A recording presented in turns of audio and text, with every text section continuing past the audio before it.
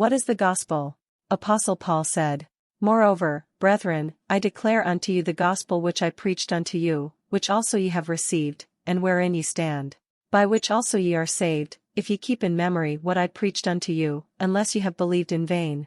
For I delivered unto you, first of all that which I also received, how that Christ died for our sins according to the Scriptures, and that he was buried, and that he rose again the third day according to the Scriptures. Ladies and gentlemen, this is the gospel of Christ, and the only gospel of your salvation. There's no salvation of mankind without this gospel.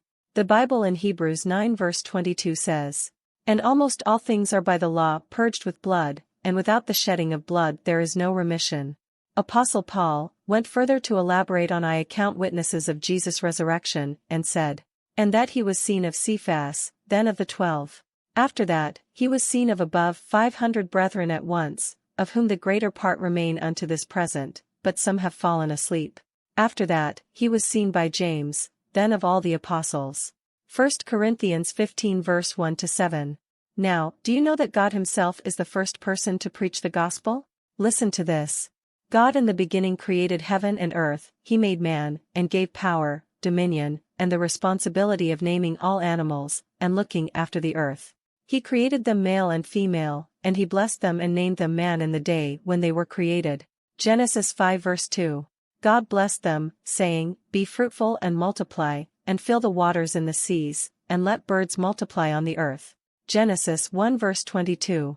But as they live happily in the garden, Adam and Eve were in the Garden of Eden unaware of the enemy of man whose only mission is to take man down with him to his damnation, and in order to spite God. The devil brought disobedience upon mankind, by deceiving the woman, and he is out there today, deceiving many who have no knowledge of what Jesus Christ, the Son of the living God, has done for them, through his death.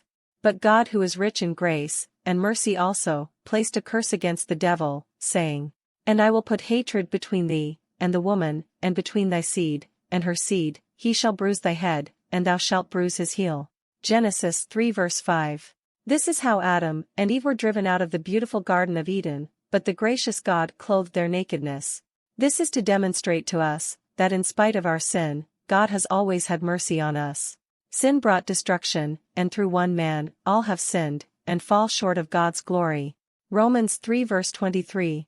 Surely, there is no righteous man on earth, who does good, and never sins. Ecclesiastes 7 verse 20. Man was condemned to die, and perish in everlasting destruction. Man was finished, and heading to hell, and eternal destruction.